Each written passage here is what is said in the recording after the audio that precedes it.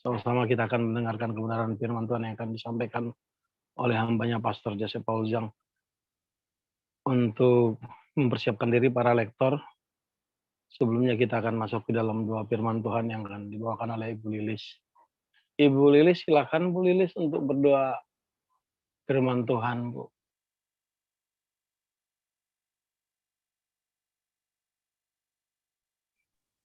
Oh baik, Pak Gindo, terima kasih. Bapa di surga, dalam nama Tuhan Yesus, puji syukur kami naikkan jika pada kesempatan pagi ini kami boleh bersekutu kembali Tuhan untuk mendengarkan, merenungkan firman Tuhan. Kiranya hikmat-Mu saja yang menyertai. Taruh perkataan firman-Mu ke dalam setiap hati dan pikiran kami. Bimbing kami selalu agar apa yang difirmankan dapat menjadi rema untuk dapat kami mengimpartasikan dalam kehidupan Tuhan.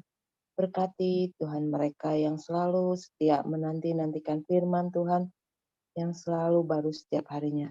Kiranya firman-Mu bisa menjadi berkat yang menerangi kehidupan kami, menjadi kekuatan yang baru bagi kami Tuhan dalam menjalani aktivitas di keseharian hidup kami.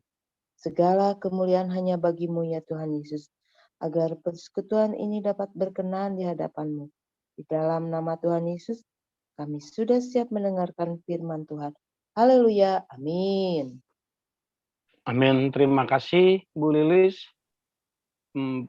Para lektor mempersiapkan diri untuk membacaan ayat firman Tuhan yang terambil dari Yesaya 2 ayat 1 sampai 22 nanti akan dibacakan oleh Ibu Nerliana, kemudian dilanjutkan Wahyu 20 ayat 1 sampai 15 Ibu Sarma. Silakan Ibu Nerliana. Baik, terima kasih Pak Gindo. Salam Pak Gindo. Salam Pastor Paul, Bu Ana, Pak David Leo. Salam Bapak Ibu semua yang hadir di Zoom dan di YouTube. Dan salam untuk saudara kami yang menonton kembali siaran kita hari ini. Terima kasih kepada Tuhan Yesus. Marilah kita sama-sama membaca firman Tuhan dari Yesaya 2 ayat 1 sampai 22. Demikian firman Tuhan. Firman yang dinyatakan kepada Yesaya bin Amos tentang Yehuda dan Yerusalem akan terjadi pada hari-hari yang terakhir. Gunung tempat rumah Tuhan akan berdiri tegak di hulu gunung-gunung dan menjulang tinggi di atas bukit-bukit. Segala bangsa akan berduyun-duyun ke sana, dan banyak suku bangsa akan pergi serta berkata, "Mari kita naik ke gunung Tuhan, ke rumah Allah Yakub, supaya Ia mengajar kita tentang jalan-jalannya, dan supaya kita berjalan menempuhnya. Sebab dari Sion akan keluar pengajaran dan firman Tuhan dari Yerusalem. Ia akan menjadi hakim antara bangsa-bangsa dan akan menjadi wasit bagi banyak suku bangsa. Maka mereka akan menempa pedang-pedangnya menjadi mata bajak dan tombak-tombaknya menjadi pisau pemangkas. Bangsa tidak akan lagi mengangkat pedang terhadap bangsa, dan mereka tidak akan lagi belajar perang. Hai kaum keturunan Yakub, mari kita berjalan di dalam terang Tuhan. Sungguh telah kau buang umatmu, yakni kaum keturunan Yakub, sebab di mana-mana mereka melakukan tenung seperti yang di timur, dan sihir seperti orang Filistin, dan orang-orang asing di antara mereka terlalu banyak. Negerinya penuh emas dan perak, dan tak terbatas harta bendanya. Negerinya penuh kuda, dan tak terbatas jumlah keretanya. Negerinya penuh berhala-berhala. Mereka sujud menyembah kepada buatan tangannya sendiri, dan kepada yang dikerjakan oleh tangannya. Maka manusia ditundukkan dan orang direndahkan. Janganlah ampuni mereka.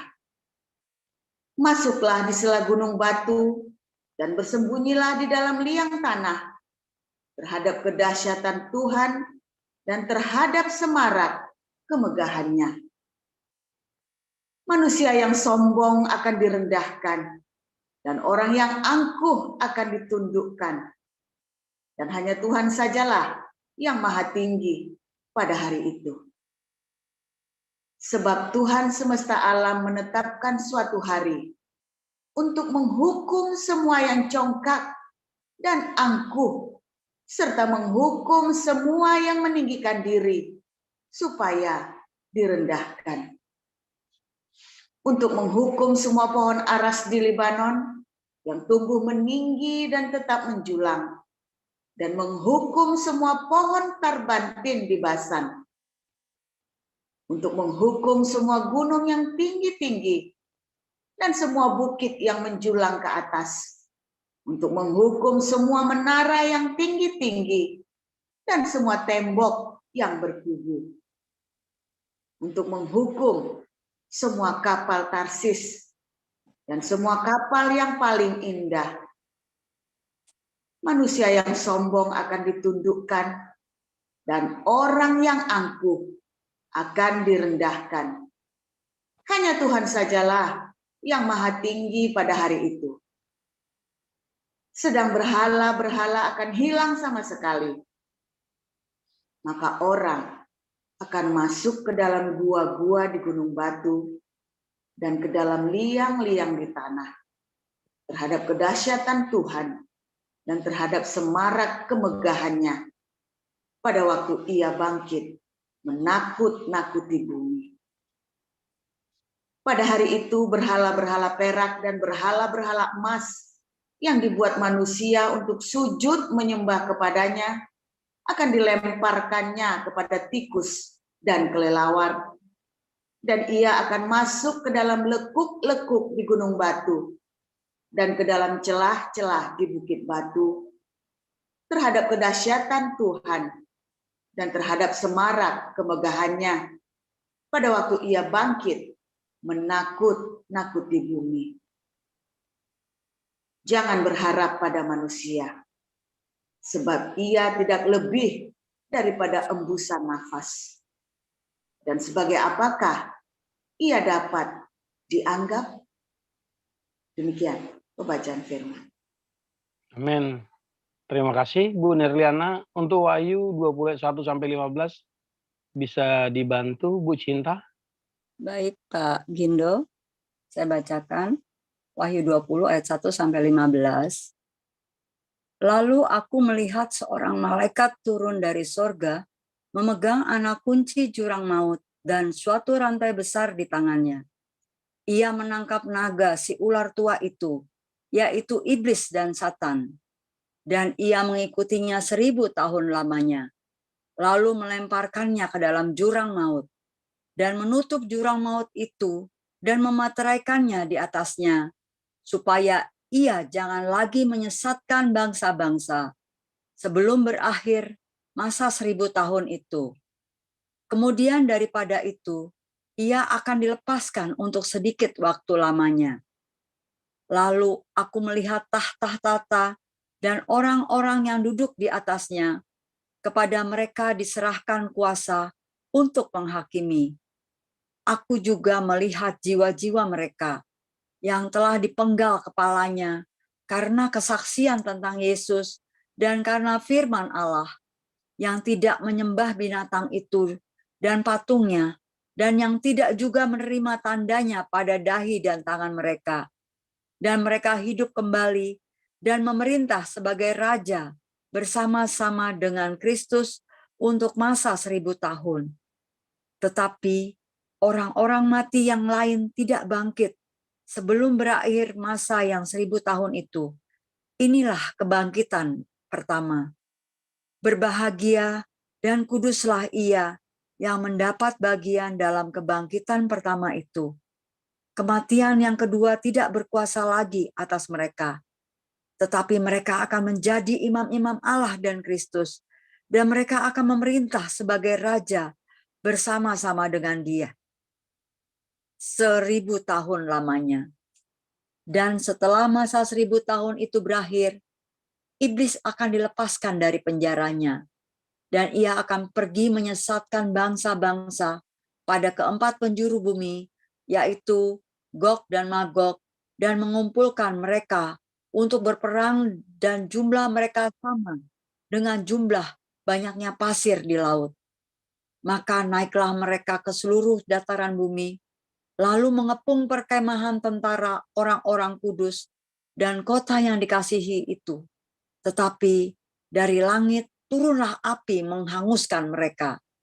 Dan iblis yang menyesatkan mereka dilemparkan ke dalam lautan api dan belerang, yaitu tempat binatang dan nabi palsu itu, dan mereka disiksa siang malam sampai selama-lamanya.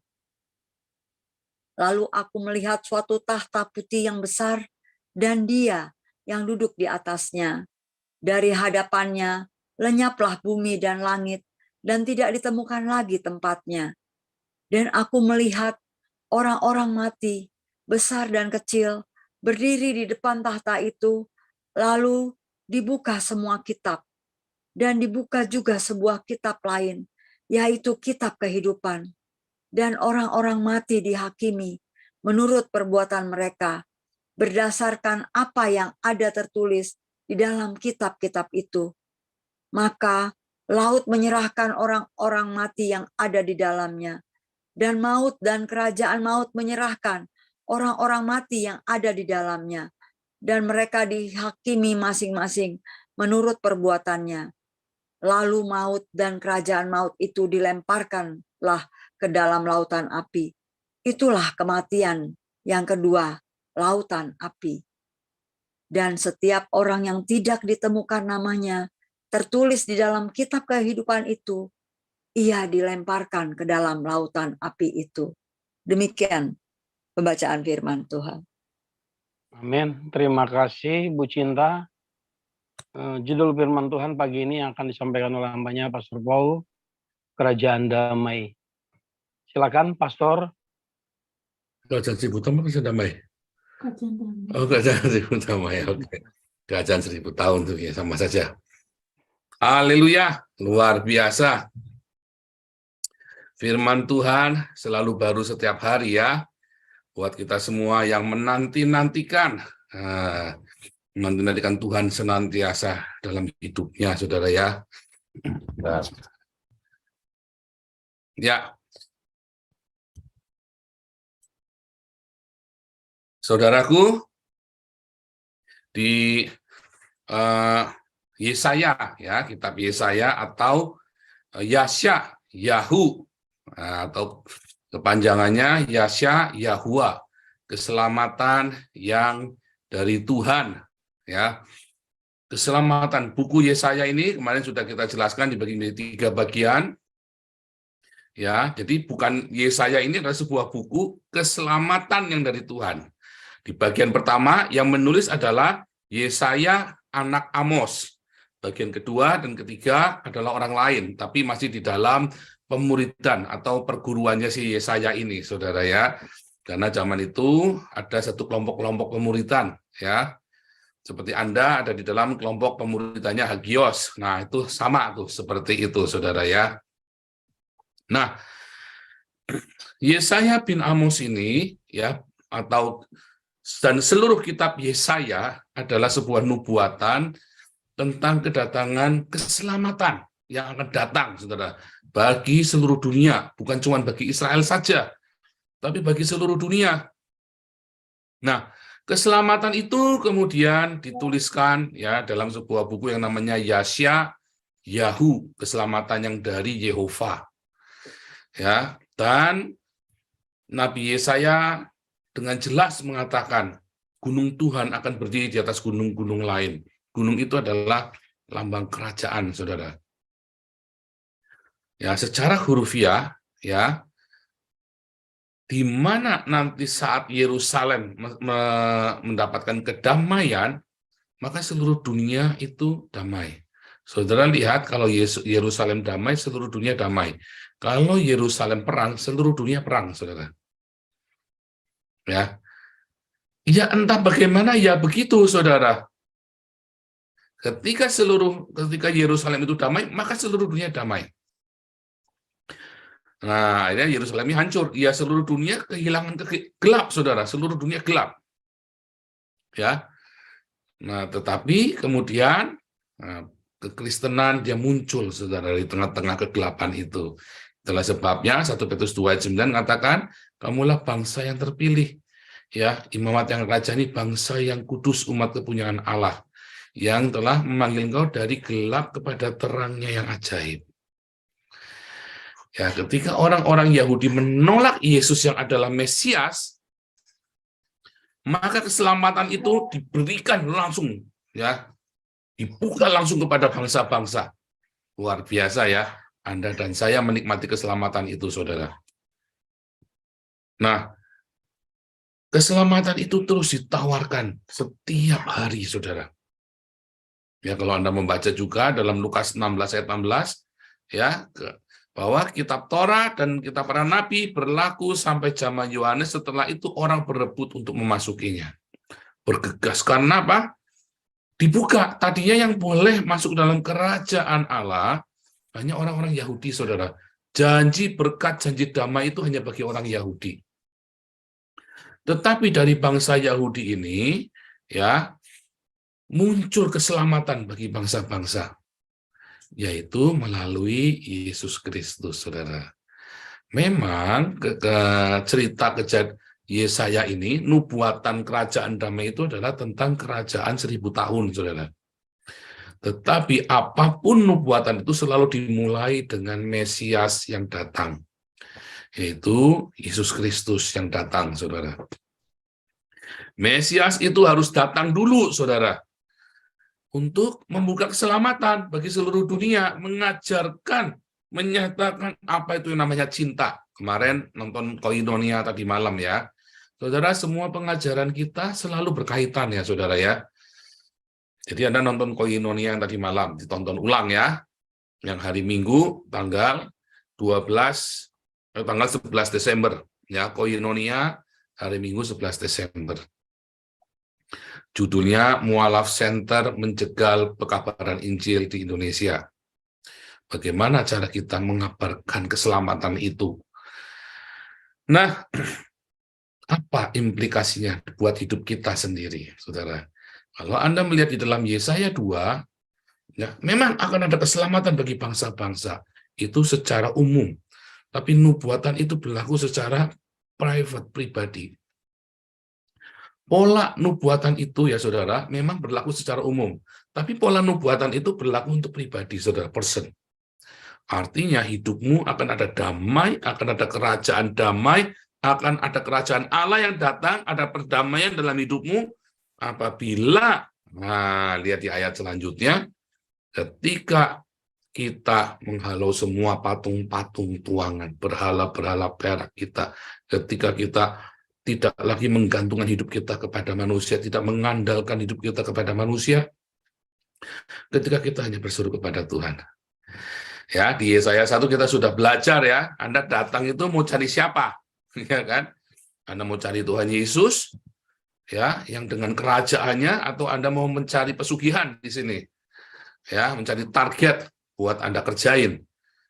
Nah, benar ya, di dalam Yesaya tadi, sebentar, Yesaya kedua tadi, ya. Dalam Yesaya kedua, saya bacakan aja ya, biar cepat. Dalam Yesaya 2, mana tadi?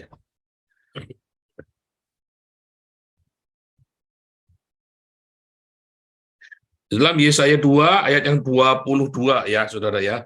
Jangan berharap pada manusia, sebab ia tidak lebih dari hembusan nafas. Dan sebagai apakah ia dapat dianggap. Tetapi akhirnya orang-orang datang ke dalam komunitas Kristen untuk mengharapkan pertolongan dari manusia. Ya. Nah, salah Anda sendiri. Makanya Anda kecewa di dalam rumah Tuhan. Makanya saya kecewa, semua kita kecewa. Siapapun itu selalu mengecewakan.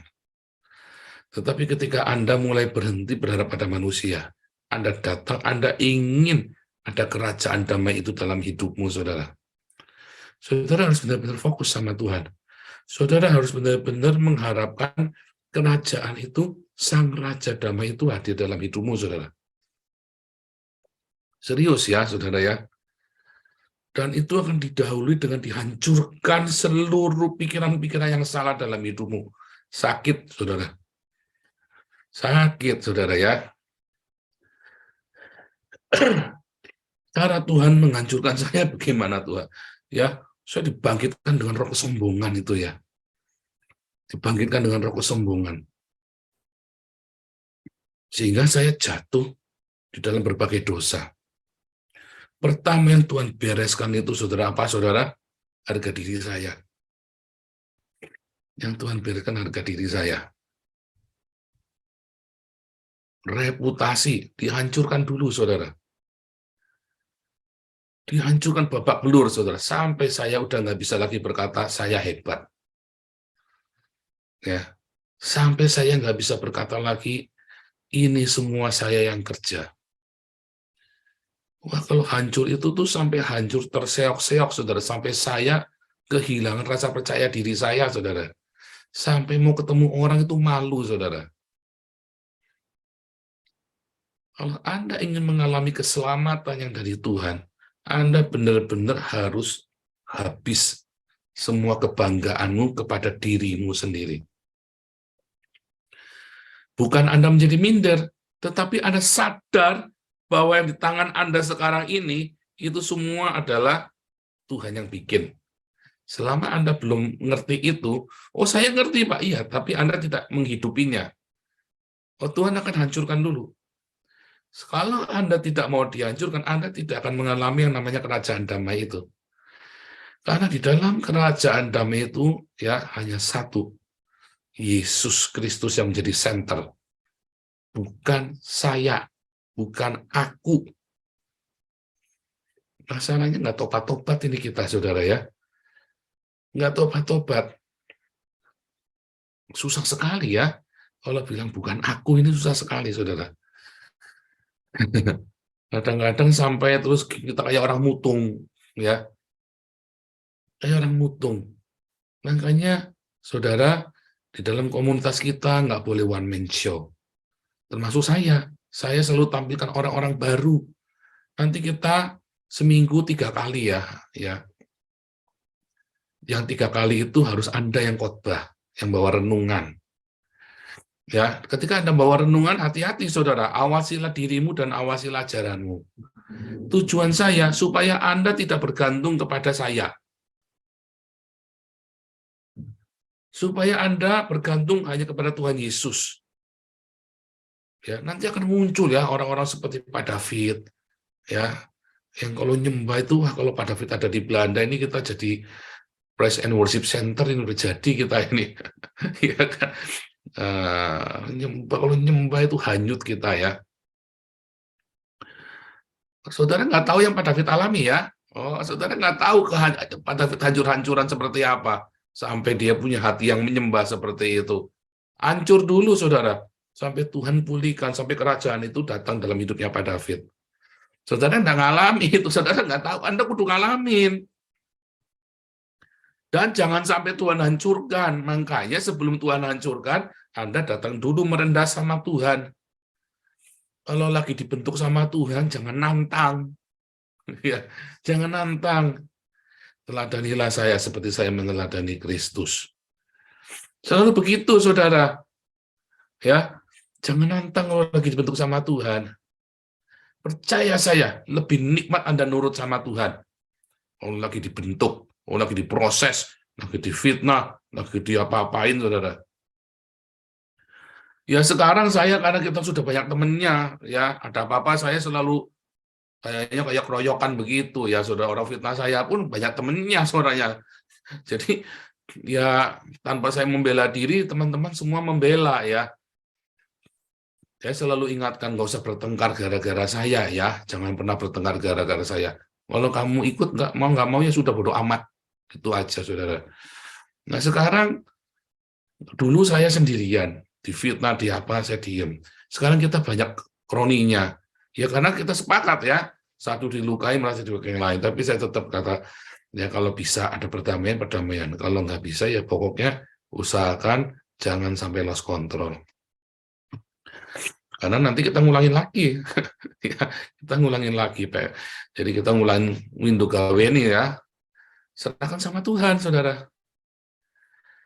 Tuhan ingin ya semua berhala-berhala di hati kita dikeluarkan, kebanggaan emas perak. Emas perak itu kan apa? Kebanggaan kita kan? Precious thing. Ya, kalau nonton film Lord of the Ring kan, si Sméagol itu kan kalau matanya ngeliat cincinnya itu matanya berbinar-binar. My precious, my precious. Dia bilang begitu kan. Oh, yang berharga punya aku ini. Apa yang precious ya dalam hidupmu? Wah, dianjurkan dulu, saudara. Sebab kalau saudara mau belajar kepada sang pengajar yang agung itu, ya kita kan datang kepada Yesus, kita mau diajar.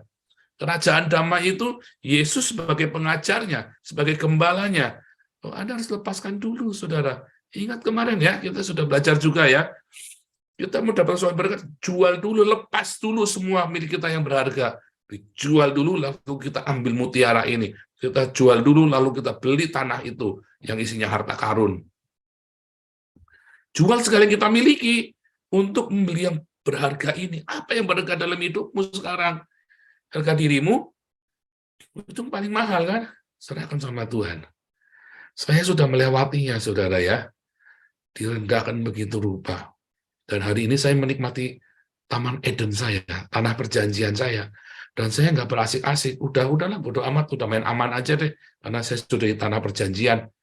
Nggak boleh juga. Saya sudah di tanah perjanjian. Tujuannya adalah di tanah perjanjian itu adalah base camp saya untuk melebar ke kanan ke kiri, saudara. Utara, selatan, barat, timur. Ya, lapangkanlah tempat kemahmu. Bentangkan tenda kediamanmu. Jangan berhemat, panjangkan talinya, dan pancangkan kokoh patokmu. Itu bagus sekali ya. Itu Paniko bikin lagi masih baik-baiknya ya. Saya sayang, doakan saya, saudara ya, nanti ketika kita sudah makin besar, hati saya tetap seperti ini, saudara ya. Orang itu berubah kalau sudah. Itulah bagusnya kita punya yayasan ya, uangnya nggak di tangan saya, jadi hati ini nggak tamak ya, saudara ya. Hati ini nggak serakah karena uangnya nggak di tangan saya. Mau ada 10 miliar pun, lihat wujudnya aja nggak pernah. Ya, saya bersyukur ya, Tuhan ingatkan saya dari awal. Wah, semua keluarga saya sudah geger, kita ngumpulin dana. Jangan pegang uangnya ya, hati-hati ya. Kamu dipercaya, jangan sampai cacat, kita semua malu. Semua sudah ribut saya ngumpulin dana, saudara. Kalau sudah dipercaya orang, ingat kamu dipuji-puji itu sama orang ini, sama orang itu, sama Pak Mangapul, kamu disayang sekali itu sama Pak Mangapul Sagala. Wah, tante saya ribut semua, saudara. Kamu ingat, jangan sombong ya. Aduh, saya sudah melewati masa itu. Tapi terima kasih mengingatkan saya. Terima kasih Om Tante saya ya mengingatkan saya. Kamu disayang itu sama Cici itu. Cici Rebecca, namanya Mami Rebecca, saya manggilnya Mami Rebecca ya, saudara ya.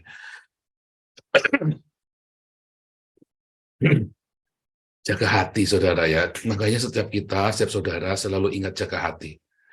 Ya, kontrol, check and balance. Ya, check and balance. Penting supaya hatimu bersih.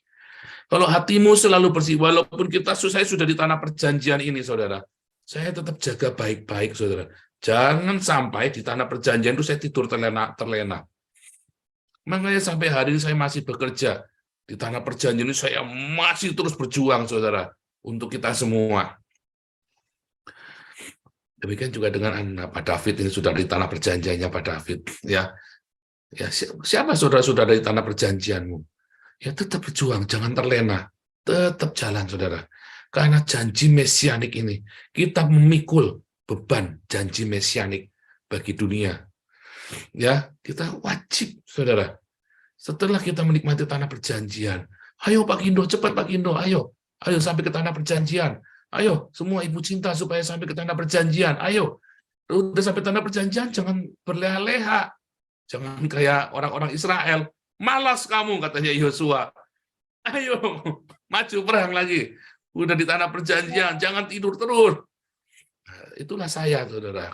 Saya lagi bangunin Pak, ayo Pak David, jangan tidur terus. Ayo sudah di tanah perjanjian, jangan sedikit pun terlena.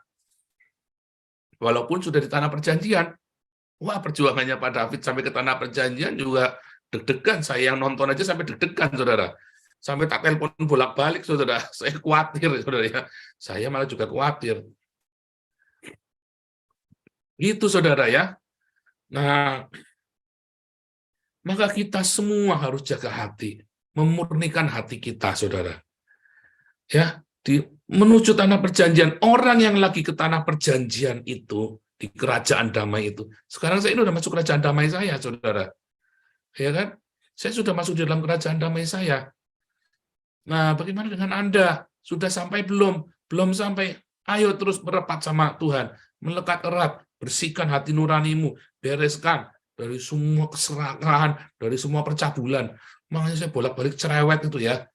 Masalah meminta-minta, ya, dan Anda mentarget masalah percabulan, ya, masalah harga diri, kesombongan.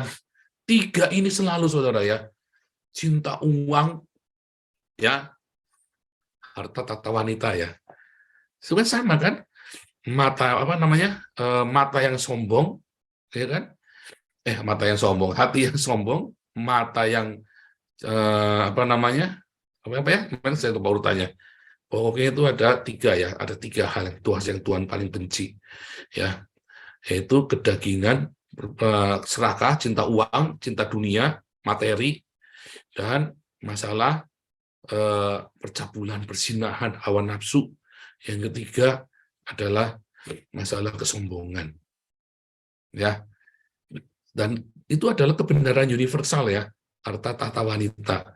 Filosofi Jawa, mau yang di Jawa, mau yang di Amerika, mau yang di mana, harta tahta wanita. Itu ada di, kalau Anda baca di Yohanes itu ya, di surat 1, 2, 3 Yohanes. 3 hal itu sudah selalu diingatkan. Masalah kesombongan, masalah percabulan, dan masalah uang. Anda tidak bisa serahkan hidup kepada Tuhan. 3 itu bereskan, saudara.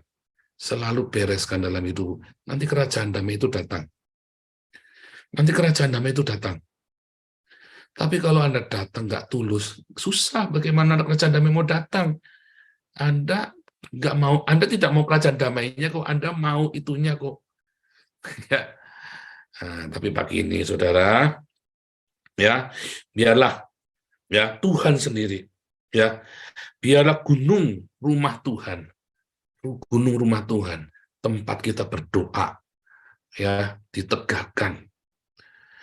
Jaga hati dari kesombongan, jaga hati dari kenajisan, percabulan, jaga hati dari keserakahan. Sudah kita belajar bahwa belum tentu orang kaya serakah, belum tentu. Seringkali orang tidak punya duit malah serakah loh. Itu supir-supir angkot kenek-kenek itu gara-gara duit 1.000 perak bisa bunuh-bunuhan kan? Itu tandanya serakah, saudara. Belum tentu orang kaya yang serakah ya, belum tentu. Karena ayatnya itu bukan orang kaya tidak masuk surga, tapi orang yang posesifnya, kemilikannya besar. Belum tentu dia orang yang kaya raya, belum tentu. Ya, Anda target sana-sini, target sana-sini. Hati-hati. 3 hal itu ya. Dari kesombonganmu, ya, dari percabulan, dan dari keserakahan. Supaya kerajaan itu segera datang dalam hidupmu. Ya, kerajaan itu nyata dalam hidupmu. Anda layak menjadi rumah doa segala bangsa. Makanya kita pergi kepada bangsa-bangsa. Komunitas Hagios ini namanya Hagios Internasional, karena kita dari bangsa-bangsa dan kita pergi ke bangsa-bangsa. Tuhan Yesus memberkati. Silakan Pak Indo.